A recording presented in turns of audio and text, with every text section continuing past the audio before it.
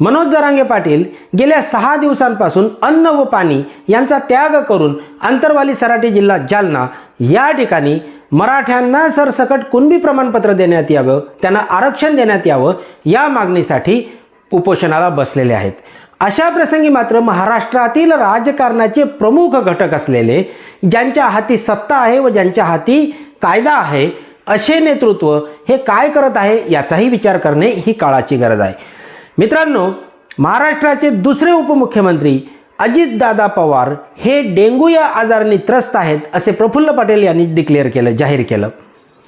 राज्याचे पहिले उपमुख्यमंत्री असं मी म्हणणार नाही, तर राज्याचे सुपर मुख्यमंत्री देवेंद्रजी फडणवीस मात्र त्यांच्यावर देशभरात ज्या 5 राज्यांच्या निवडणुका होत आहेत त्यापैकी काही राज्यांची जबाबदारी दिलेली आहे।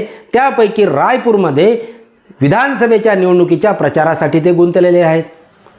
हे दोन्ही बाजूला गेल्यानंतर महाराष्ट्रात उरले एकनाथराव शिंदे।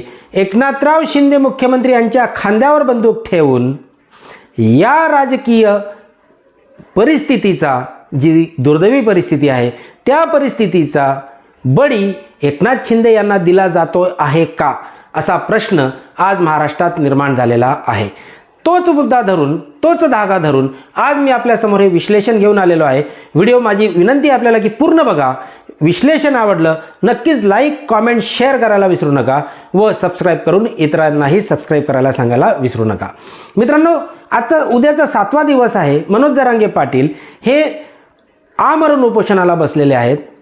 मी आधीच बोललो की छत्रपती संभाजीराजे, छत्रपती शाहूजी महाराज यांनी आज भेट घेतली त्यांच्या आग्रहाखातर त्यांनी पाणी हे प्राशन केलं, परंतु त्यांची प्रकृती ही आपल्या महाराष्ट्राच्या दृष्टिकोनातून अतिशय महत्त्वपूर्ण आहे, कारण त्यांची प्रकृती ही ढासळत आहे, यात दुमत नाही। आणि म्हणून त्यांच्या प्रकृती जपण्यासाठी राज्य सरकारने तत्काळ आरक्षणासंदर्भातली पावले उचलली पाहिजे अशी मागणी संपूर्ण मराठवाड्यातूनच नव्हे, विदर्भातूनच नव्हे, तर संपूर्ण महाराष्ट्रातून केली जात आहे। त्यांच्या समर्थनार्थ गेल्या 2 दिवसांमध्ये, कालची आपण घटना पाहिली, बीडमध्ये संदीप क्षीरसागर की जे शरद पवार गटाचे आमदार आहेत, त्यांचे वडील जयदत्त क्षीरसागर यांचं जे राहतं घर आहे हे पेटवून देण्यात आलं। धगधगता निखारा एवढा होता की दुसऱ्या मजल्यापर्यंत आग पोहोचली। तो मुद्दा संपत नाही तर आमदार प्रकाश सोळुंके की जे अजितदादा गटाचे आमदार आहे त्यांच्याही घराची जाळपोळ करण्यात आली। इतर ठिकाणी हिंगोलीमध्ये BJPचं कार्यालय जाळण्यात आलं, बीडमध्ये राष्ट्रवादीचं कार्यालय जाळण्यात आलं आणि ठिकठिकाणी विविध ठिकाणी रास्ता रोको आणि साखळी उपोषणाद्वारे मनोज जरांगे पाटील यांच्या मराठा आरक्षणासाठी पाठिंबा म्हणून विविध आंदोलनं पूर्ण राज्यभर चालू आहे। त्यामध्ये बसेस वगैरे या सगळ्यांसुद्धा जाळल्या जात आहेत, आपण दररोज बघतो आहे। याच दरम्यान कालच्या दिवशी यवतमाळमध्ये शासन आपल्या दारी हा उपक्रम घेऊन महाराष्ट्र राज्याचे मुख्यमंत्री एकनाथराव शिंदे हे त्या ठिकाणी जातात। त्या ठिकाणी देखील त्यांना मराठा आंदोलकांच्या नैराश्याच्या समोर जावं लागलं। त्या ठिकाणी त्यांना काळे झेंडे दाखवण्यात आले, त्यांचा निषेध करण्यात आला। दोन्ही या घटनेमध्ये एकनाथ शिंदे हे एकटे पडले आहे का, हा मुद्दा सर्वात महत्त्वाचा आहे। मी सर्वप्रथम सांगेल, अजितदादा यांना अतिशय विशिष्ट वेळी हा डेंग्यू झालेला आहे की जे प्रफुल्ल पटेल यांनी जाहीर केलेला आहे, हा राजकीय डेंग्यू आहे का, असा प्रश्न सर्वसामान्य जनतेमध्ये गेल्या 3 दिवसांपासून राज्यात विचारला जात आहे। विशिष्ट काळामध्ये त्यांना झालेला डेंग्यू हा राजकीय डेंग्यू तर नाही ना, हा प्रश्न निर्माण झाला तर आश्चर्य वाटायला नको, कारण राज्यातील असलेली राजकीय परिस्थिती, मराठा आरक्षणाच्या संदर्भातील असलेली परिस्थिती, अजितदादांना त्यांच्याच मतदारसंघात मतदारांनी किंवा त्यांच्याच नागरिकांनी अडवलेले कार्यक्रमासाठी अडवलेले आहे। पुढच्या येणाऱ्या काही मिटिंगांसाठी त्यांना येऊ नका असे आवाहन करण्यात आलेले आहे। यामुळे अजितदादा हे राजकीय विजनवासात जाण्यासाठी आजारी पडले का अशी चर्चा जर व्हायला लागली तर मग मात्र त्यामागे काहीतरी अर्थ आहे असं जनतेमध्ये बोललं जात आहे। दुसरा मुद्दा बघा मित्रांनो, सुप्रियाताई सुळे यांनी गृहमंत्र्यांनी या सर्व घटनेवर राजीनामा द्यावा अशी मागणी केलेली आहे, कारण गृहमंत्र्यांना राज्याची जबाबदारी असताना त्यांना निवडणुका जास्त महत्त्वाच्या वाटत आहे, अशी टीका त्यांनी केली. आणि हीच टीका मनोज जरांगे पाटील यांनी देखील गृहमंत्री देवेंद्रजी फडणवीस यांच्यावर केलेली आहे. देवेंद्र फडणवीसांच्या संदर्भात ही टीका करत असतानाच मनोज जरांगे पाटील यांनी उद्या संध्याकाळपर्यंत म्हणजे 7व्या दिवसाच्या उपोषणाच्या सायंकाळपर्यंत जर विशेष अधिवेशन बोलावले नाही व विशेष अधिवेशनामध्ये निर्णय घेतला नाही तर आपण पाण्याचा देखील त्याग करू असं त्यांनी जाहीर केलेलं आहे. यामुळे ही घटना संपूर्ण राज्यामध्ये आता एक नवीन उग्र रूप धरत चाललेली आहे, हे अतिशय स्पष्ट आहे. मित्रांनो, मी सुरुवातीला बोललो की एकनाथराव शिंदे यांचा बळी देण्याचा किंवा त्यांच्या खांद्यावर बंदूक ठेवण्यात आलेली आहे का, या मुद्द्यावर मी आता येत आहे. भारतीय जनता पक्ष हा साम्राज्यवादी पक्ष आहे. गेल्या 4 वर्षांपासून आपण पाहिले की कशा प्रकारे शिवसेना फोडण्यात आली, कशा प्रकारे राष्ट्रवादी फोडण्यात आली. या सर्व घटनांच्या पार्श्वभूमीवर जर एकनाथराव शिंदे मुख्यमंत्री असताना मराठ्यांना जर आरक्षण दिलं तर कदाचित तो भारतीय जनता पक्षाला फायदेशीर नसेल, फायद्याची बाब नसेल. पॉलिटिकल बेनिफिट ज्याला आपण म्हणतो ते एकनाथ शिंदे CM असताना, मुख्यमंत्री असताना, राज्याचे प्रमुख असताना जर दिलं तर त्याचा भारतीय जनता पक्षाला फायदा होणार नाही. तो अर्थातच शिंदे किंवा शिवसेनेला होईल असा एक होरा मानला जात आहे. त्यामुळे कदाचित अपात्रता प्रकरण जे नुकतंच आपण पाहिलं कालच्या दिवशी सर्वोच्च न्यायालयाने 31 डिसेंबरची डेडलाईन त्यांना दिलेली आहे की त्यापर्यंत तुमचा अपात्रतेचा निर्णय घ्या. यामागचा अर्थ असा आहे की कदाचित भविष्यात येणाऱ्या काही दिवसांमध्ये एकनाथराव शिंदे यांना अपात्र देखील केले जाऊ शकते आणि आणि आणि त्यानंतर भारतीय जनता पक्षाच्या हातात सत्ताही जाऊ शकते. हा जर तरचा भाग झाला, पण तरीसुद्धा त्यामागे लॉजिक नक्की आहे.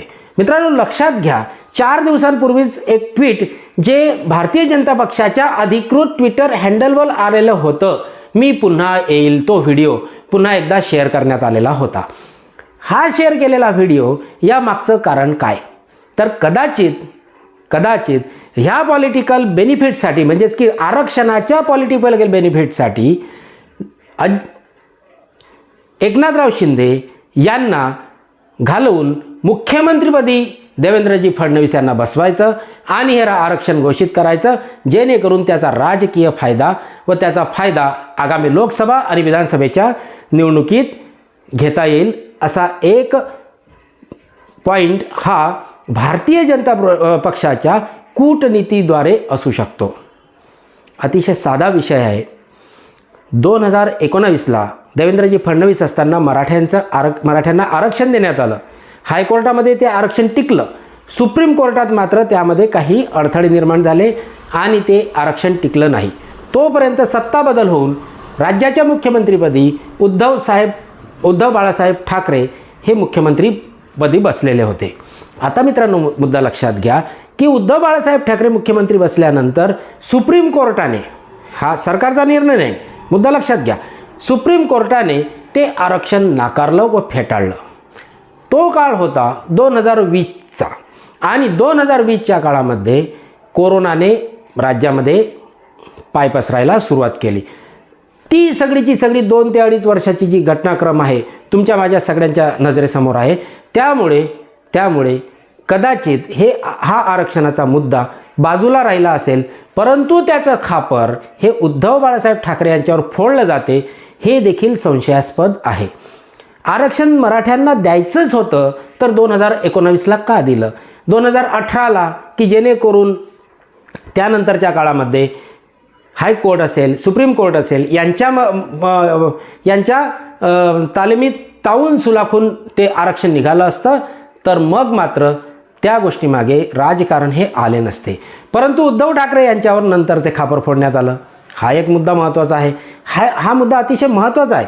आणि म्हणून आगामी काळामध्ये जर एकनाथराव शिंदे यांना अपात्र करून राज्याचे मुख्यमंत्रीपदी पद हे एकनाथराव शिंदे यांच्याकडून काढून घेण्यात आलं तर आपल्याला नवल वाटायला नको.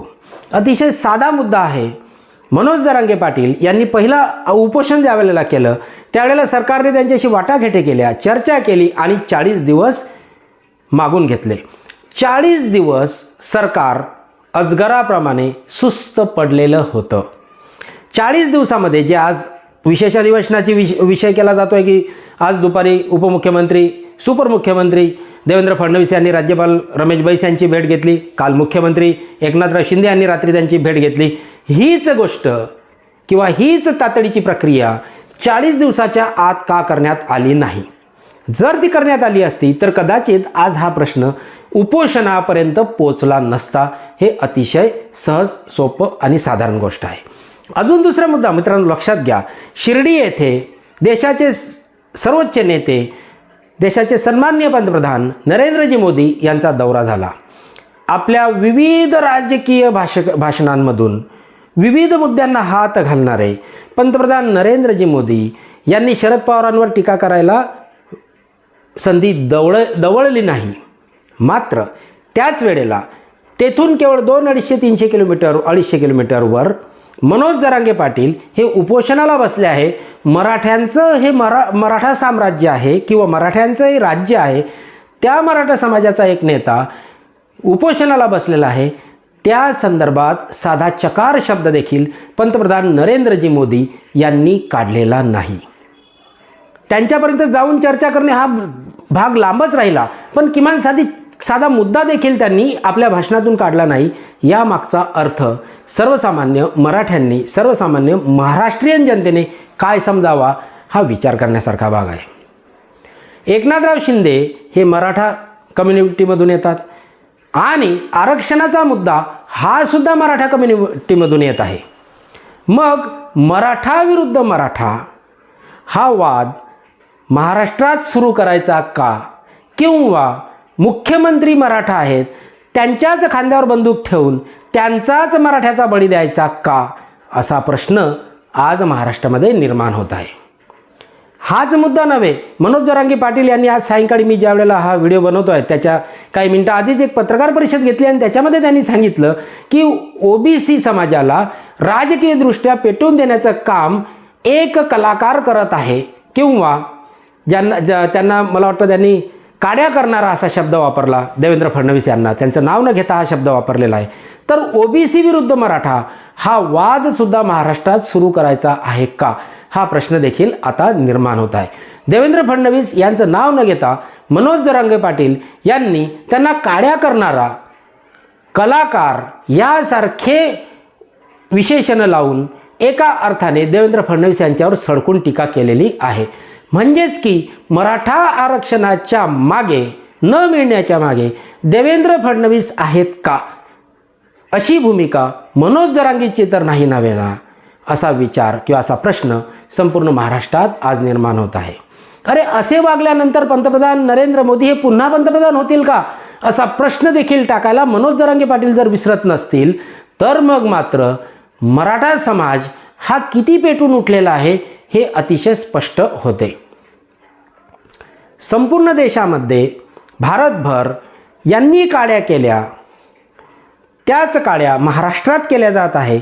असा मुद्दा ज्या अर्थाने मनोज जरांगे पाटील उचलत आहेत त्या अर्थाने महाराष्ट्रातील मराठ्यांच्या आरक्षणाचा प्रश्न हा जाणीवपूर्वक चिघळवला जात आहे का?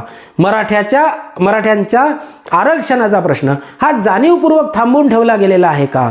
असे एक ना विविध प्रश्न आज या ठिकाणी महाराष्ट्रात निर्माण होत आहेत. म्हणून मी सुरुवातीलाच म्हटलं की अजितदादांना राजकीय डेंगू झाला आहे का? पडद्याच्या बाहेर निघून गेले. देवेंद्र फडणवीस रायपूरला निघून गेले आणि एकटे शिंदे या ठिकाणी किल्ला लढवत असतील तर मराठ्यांच्या खांद्यावर बंदूक ठेवून मराठ्यांचेच बळी देण्याचा प्रयत्न तर केला जात नाही ना, असा प्रश्न आज महाराष्ट्रात निर्माण होत आहे. मित्रांनो धन्यवाद. हा व्हिडिओ तुम्हाला आवडला असेल तर नक्कीच लाईक, कॉमेंट आणि शेअर करायला विसरू नका. जय हिंद, जय महाराष्ट्र.